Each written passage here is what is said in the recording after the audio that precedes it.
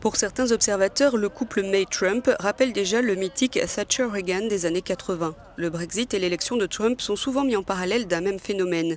Mais les visions des deux leaders sont-elles compatibles? La première ministre britannique veut y croire. Je suis ravie de pouvoir rencontrer le président Trump aussitôt dans son mandat.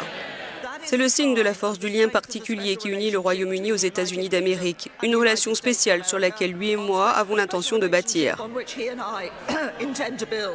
Nous voulons parvenir à un arrangement qui fasse en sorte que les intérêts du Royaume-Uni soient pris en compte, qu'ils soient prioritaires, et c'est ce que je ferai. Mais ce bel enthousiasme de celle qui se veut la championne du libre-échange pourrait bien se heurter au protectionnisme maintes fois clamé du nouveau président américain. À partir de ce jour et jusqu'au bout, ce sera uniquement l'Amérique d'abord. L'Amérique d'abord. America first. Et même si Donald Trump a exprimé à plusieurs reprises son soutien au Brexit, comme lorsqu'il déclarait « Je pense que le Brexit finira par être une grande chose », ou bien « Call me Mr. Brexit ». Ce n'est pas pour cela que Theresa May aura carte blanche.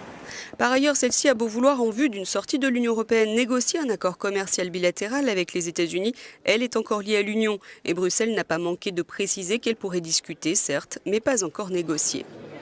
Et puis, Theresa May devra défendre ses intérêts stratégiques face à un président américain qui déclarait récemment « Je l'ai dit il y a longtemps déjà, l'OTAN a des problèmes. Primo, l'organisation est obsolète parce qu'elle a été créée il y a de nombreuses années. Secondo, les pays membres n'ont pas payé ce qu'ils étaient censés payer. » Londres, qui est l'un des piliers de l'Alliance Atlantique, devra donc souligner l'importance de l'organisation. Theresa May s'est dite certaine que Donald Trump la comprenait. Elle devra cependant jouer aussi une partition délicate sur la question du nucléaire iranien ou de la Russie.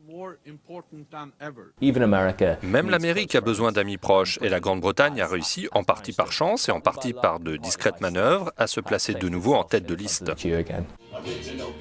Au final, comme le souligne cet analyste, les deux leaders pourraient se retrouver sur le terrain de l'isolement, qu'ils vivent chacun de leur côté, mais leurs intérêts et leur conception du monde sont bien différentes de ce qui pouvait rapprocher Thatcher et Reagan en leur temps.